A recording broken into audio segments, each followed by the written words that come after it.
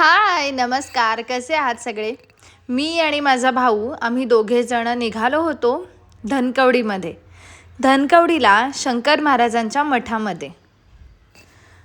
खूप दिवसांनी जाणं झालं. इतकं छान वाटलं ना. आणि तुम्हालाही माहितीच असेल, ज्यांनी ज्यांनी शंकर महाराजांच्या मठामध्ये जाऊन दर्शन घेतलेलं आहे त्यांना अनुभूती नक्की झाली असेल की तिथे गेल्यावर थकवा किती चुटकीसरशी दूर होतो आणि किती छान प्रसन्न वाटतं. सगळं काही देवाच्या चरणांवरती सोडून नमस्कार करून तिथून निघाल्यावरती मन एकदम छान, एकदम पवित्र झाल्यासारखं वाटतं.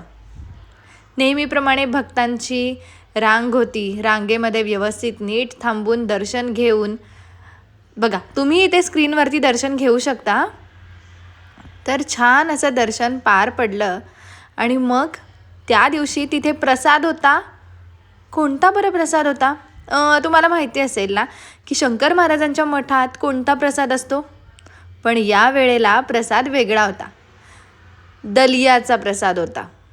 मग काय, आम्ही मस्त दलियाचा प्रसाद खाल्ला आणि मी आणि माझा भाऊ आम्ही तिथून निघालो. मग छान असं एकदम फ्रेश वाटलं होतं. सगळ्यांकडे बघितलं, सगळ्यांचे भक्तांचे चेहरे एवढे प्रसन्न होते ना, ते बघून एक वेगळं सुख मिळालं.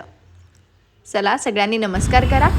पुन्हा परतीच्या प्रवासाला निघालो आणि जाता जाता अजून काहीतरी खाऊयात ना असं वाटलं. मग काय, आमची गाडी वळली पाणीपुरीकडे.